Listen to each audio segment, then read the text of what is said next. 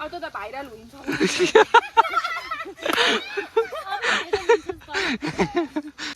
कस्तो बुझ्दैन अनि हाइकिङ जानु भनेको तर कस्तो खालको चाहिँ प्रेसर लो होइन पछि रोग लाग्यो भने त ल खाजा आयो हाम्रो यो खाएपछि पुगिन्छ फिक्स हो अझै भात भएको भए चाहिँ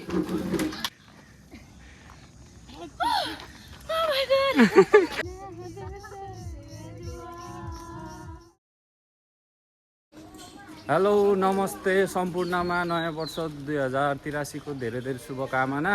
सो आज चाहिँ म मेरो बहिनी यता दिदीहरूलाई हाइक लिएर जाँदैछु अनि धरान जाँदैछौँ। आज चाहिँ हामी धरान याकथुम बुन्दुम याक भन्ने पदमार्ग हामी जाँदैछौँ। त्यहाँ चाहिँ म पहिले पनि गएको हो तर त्यति बेला चाहिँ सुलीकोट भन्थ्यौँ हामी जाँदा चाहिँ, तर अहिले चाहिँ याकथुम बुन्दुम याक भनेर एकदमै प्रख्यात रहेको छ कतिको समय। सो त्यहाँ चाहिँ लिएर जाँदैछु मेरो बहिनी दिदीहरूलाई। कतिको सक्दो रहेछ यिनीहरू।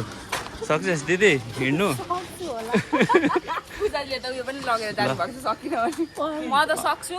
म त गाई छैन, म त एक्लै पहाड चढ्ने मान्छे मै हो। म चाहिँ सक्दिनँ होला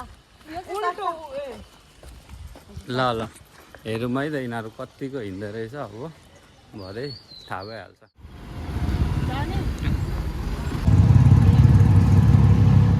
ल अहिले चाहिँ हामी 0 पोइन्ट आइपुग्यौँ अनि अब चाहिँ हाम्रो हाइक स्टार्ट भयो। यहाँसम्म चाहिँ हामी धरानसम्म गाडीमा आयौँ अनि भान्चोकदेखि चाहिँ यहाँसम्म टेम्पोमा आयौँ। यहाँसम्म चाहिँ हाम्रो हाइक स्टार्ट हुँदैछ।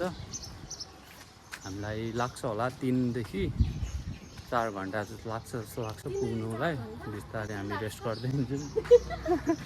अहिले नै 3-4 घन्टा भन्दा यिनीहरूको साथ त गइसक्यो।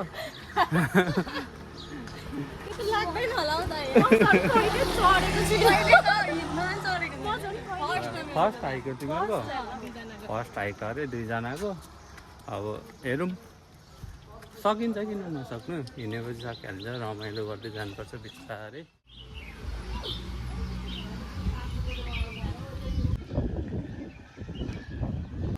ल उ त बस्यो त नि वेट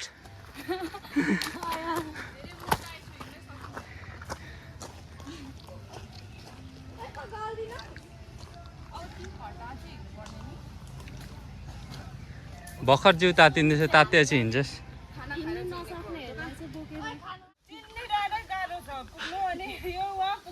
5 घन्टामा जान्छु भने चाहिँ म त सक्छु। म त गाई छैन, म त एक्लै पहाड चढ्ने मान्छे मै हो। अब त भाइरल हुन्छ होइन।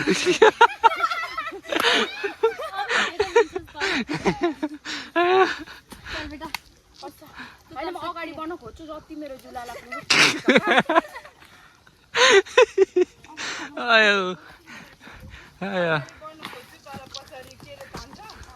ल ल हिँड सकिन्छ होइन भाइ। ऊ भाइ त पुगेर आयो, रनर रहेछ नि भाइ त झन्। के हो भाइको नाम? समर्पण श्रेष्ठ। कहाँबाट हो? धरान 15। ल ल भाइ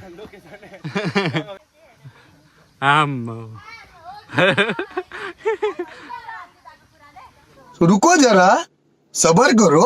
किन हौ कस्तो भनेको ओभर ड्रिङ्क गरेर ल्यालक लुलुक भयो क्या जिउ हात तानेको है। यस्तै हुन्छ कहिले नहिँडे पछि। अब कस्तो बुझ्दैन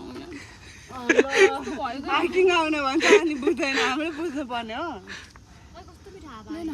केले एक्सिमले झन् लो हुन्छ प्रेसर। अलिक उयो तागत बढाउँछ। अनि हाइकिङ जानु भनेको तर कस्तो खालको चाहिँ प्रेसर लो होइन पछि रोग लाग्यो भने त अनुहार यसको के भएको छ?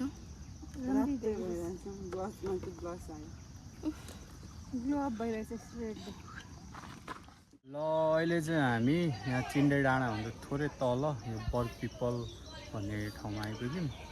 अनि यहाँ चाहिँ एकछिन हामी रेस्ट गरेर खाजाहरू अर्डर गरेको छौँ। खाजा खाएर हामी मासतिर लाग्छौँ। तर हाम्रो बहिनी चाहिँ हिँड्नु सकेको छैन। अब के हुन्छ हेरौँ। हेर्दै जाउँ कति हिँड्नै सकेको छैन क्या एकैछिनमा एक मिनटमै त्यो बसेको छ अप्ठ्यारो भयो भन्दैछ अब हेरौँ माथि हामी चिन्डे डाँडा चाहिँ जसरी पनि पुग्छौँ त्यहाँदेखि चाहिँ अब के हुन्छ त्यस्तो राम्रो ठाउँ छ दामी छ यता भ्यू मजाले देखिरहेको छ अझै यसो अन्दाले खाजा आयो हाम्रो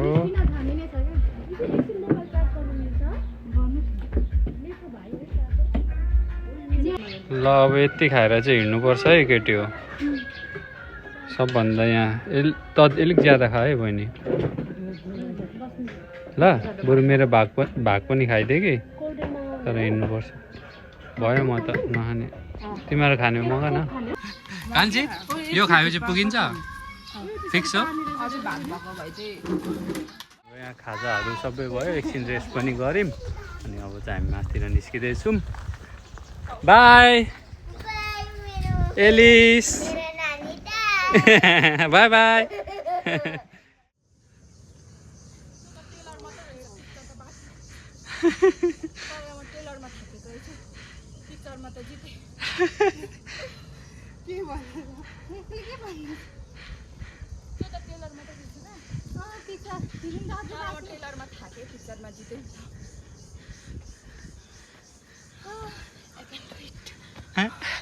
Can do it. Oh my god. कस्तो भयो गले 3 2 1 ल पोज देऊ ल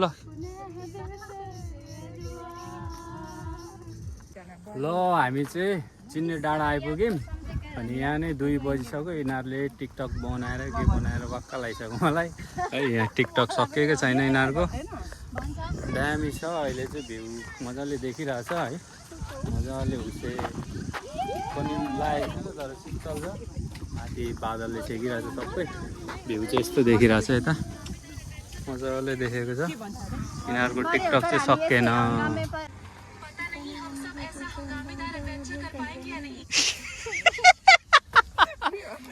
अनि अर्को भन्यो दोस्तै भन्यो सुनेन मैले दोस्तो चाहिँ भनेन हजार मार्ने रहेछ यिनीहरूले जाउँ न उता पनि छ त हुँदो रहेछ यहाँ धेरै झाडी भएर उहाँहरूले सरसफाइ गर्नु हुँदो रहेछ फाड्नु हुँदो रहेछ झाडी संस्कृति पार्टी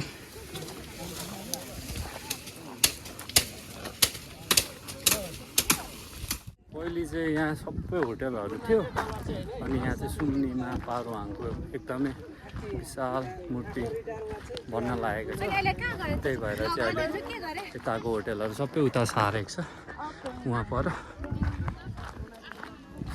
यहाँ चाहिँ एकदमै विशाल सुम्निमा पारोहाङको मूर्ति भन्दैछ यो चाहिँ अब मासतिर चाहिँ खै यिनीहरूको पारा हेरेर चाहिँ जहाँ गएला जस्तो छैन किनभने उहाँ पुग्नुपर्ने हामी त्यही पुगेर अनि त्यही माथि सिधा बाटो छैन यता बाटो छ ल अहिले चाहिँ हामी यहाँ चिन्डे डाँडा माथि आइपुग्यौँ अनि यहाँदेखि चाहिँ हाम्रो माथि नजाने निर्णय भयो किनभने अब यहाँ नै 3 बज्न लागिसक्यो अनि माथि अझै लाग्छ 3 घन्टा जस्तो लाग्छ त्यही भएर हामी चाहिँ यहीँ एकछिन बसेर यहीँ रमाइलो गरेर हामी तलतिर झर्छौँ किनभने एकदमै गाह्रो भइसक्यो यहाँ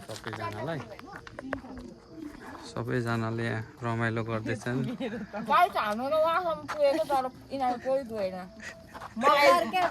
मलाई उडाउँदै थियो सक्दैन भन्थ्यो तर हामी उहाँसम्म पुग्यौँ कोही आएन लास्टमा फोन गरेर पो आइज कि आइज त मैले खाना हामी जान्छौँ भनेर नौटङ्की देखायो होइन तर हामीले त्यहाँबाट होइन टाइम वेस्ट भयो नि त तर हामीले फर्स्टचोटि मैले नौटङ्की देखाएँ सेकेन्डचोटि तपाईँहरू दुईजनाले सकेको नौटङ्की देखाएको होइन तिमीहरूको ल पानी पर मैले भनेको नि पानी पर्छ भनेर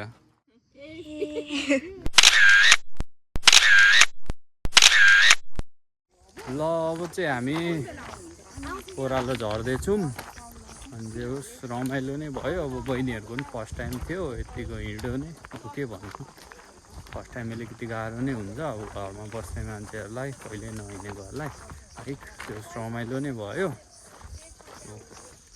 म चाहिँ पहिले पनि गएको थिएँ। सुलीकोट चाहिँ एकदम गाह्रो ट्रेल नै हो बिगिनरहरूको लागि चाहिँ। अब सोध्छु है सबैलाई कस्तो कस्तो भयो उनीहरूको एक्सपिरियन्स कस्तो भयो बहिनी? दामी भयो, रमाइलो भयो रमाइलो भयो। एकदम। फर्स्ट हाइक होइन तिम्रो नि? तर खुट्टा चाहिँ लास्ट दुख्दैछ। हो नेक्स्ट टाइम अझै राम्रो गर्छु। हो कस्तो भयो दिदी? ठिकै भयो। अब माथिसम्म जानु सकिएन, त्यही हो डिसअपोइन्टेड भनेको। अरू त ठिकै हो। अब फर्स्ट टाइम यतिको हिँड्नु सकेको भनेको खुसी नै लाग्यो मलाई चाहिँ। एक्साइटमेन्ट धेरै थियो तर डिसअपोइन्टमेन्ट पनि त्योभन्दा बढी नै भयो। ठिकै छ, केही छैन। फर्स्ट टाइम तँलाई चाहिँ कस्तो भयो? मलाई त एकदम रमाइलो भयो, एकदमै रमाइलो भयो। बहिनीलाई चाहिँ कस्तो भयो ल? ठिकै मजा रमाइलो भयो? तिम्रो त हिँडिरहेको हो कि के हो? फर्स्ट टाइम हो? फर्स्ट टाइम नै हो, त्यही पनि हिँड्नु सक्छु। बहिनी त मजाले नै हिँड्ने रहेछ। माथि चढ्न नमानेको यही ल अनि तर यस्तो हो नि त, ढिलो भइसकेको थियो नि त, त्यही भएर क्या रात पर्छ नि त। अनि यतिखेर हेर त उनीहरू 11 बजे गएको साथीहरू आएको थिएन भनिरहेको अनि ल एकचोटि सबैजनाले ल बाई गरिदिउँ है। ल बाई। जे जस्तो भयो नि रमाइलो भयो हजुरहरूलाई। च्यानलमा सब्सक्राइब गरिदिनु होला। ल भिडियो के कस्तो लाग्छ कमेन्ट गरिदिनु होला, हेरिदिनु होला। रमाइलो गर्नुपर्छ, हेर्दै गर्नु होला। ल बाई। समित दाइको भ्लग